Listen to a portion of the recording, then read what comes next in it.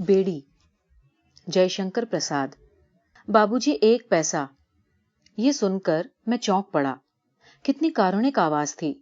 देखा तो एक 9-10 बरस का लड़का एक अंधे की लाठी पकड़े खड़ा था। मैंने कहा, सूरदास, ये लड़का तुम्हें कहां से मिल गया? अंधे को अंधा न कहकर सूरदास के नाम से पुकारने की चाल मुझे भली लगी। इस संबोधन में उस दीन के अभाव की ओर सहानुभूति और सम्मान की भावना थी, व्यंग न था। उसने कहा, बाबूजी, ये मेरा लड़का है, मुझ अंधे की लकड़ी। इसके रहने से पेट भर खाने को मांग सकता हूं और दबने कुचलने से बच जाता हूं। मैंने उसे इकन्नी दी। बालक ने उत्साह से कहा, आहा, इकन्नी। बूढ़े ने कहा, दाता, जुग जुग जियो। मैं आगे बढ़ा और सोचता जाता था कि इतने कष्ट से जो जीवन बिता रहा है, उसके विचार में भी जीवन ही सबसे अमूल्य वस्तु है। हे भगवान! दीनानाथ, करी क्यों देरी? दशाश्वमेघ की ओर जाते हुए मेरे कानों में एक प्रौढ़ स्वर सुनाई दिया। उसमें सच्ची विनय थी, वही जो तुलसीदास की विनय पत्रिका में ओतप्रोत है।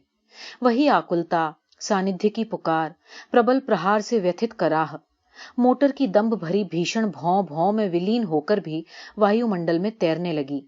मैं अवाक होकर देखने लगा। वही बुढ़ा, किंतु आज वो अकेला था। मैंने उसे कुछ देते हुए पूछा, क्यों जी, वो लड़का कहां गया तुम्हारा? बाबूजी, भीख में से कुछ पैसा चुरा कर रखता था, वही लेकर भाग गया, न जाने कहां गया। उन फूटी आंखों से पानी बहने लगा। मैंने पूछा, उसका पता नहीं लगा? कितने दिन हुए? बाबूजी, लोग कहते हैं कि वो कलकत्ते भाग गया।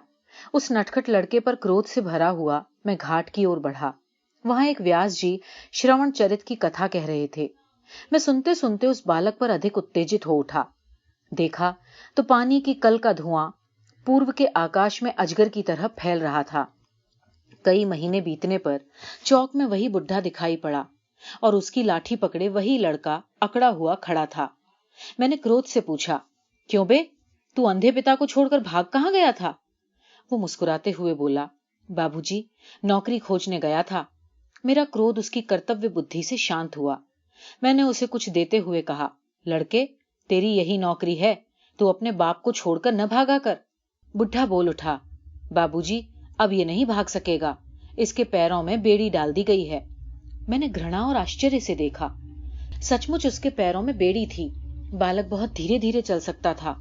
मैंने मन ही मन कहा, हे भगवान, भीख मंगवाने के लिए बाप अपने बेटे के पैर में बेड़ी भी डाल सकता है, और वो नटखट फिर भी मुस्कुराता था। संसार तेरी जय हो। मैं आगे बढ़ गया। मैं एक सज्जन की प्रतीक्षा में खड़ा था। आज नाव पर घूमने का उनसे निश्चय हो चुका था। गाड़ी, मोटर, तांगे टकराते टकराते भागे जा रहे थे, सब जैसे व्याकुल।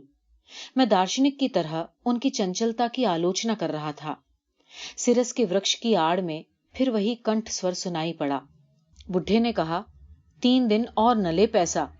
मैंने रामदास से कहा, 7 आने में तेरा कुर्ता बन जाएगा, अब ठंड पड़ने लगी है।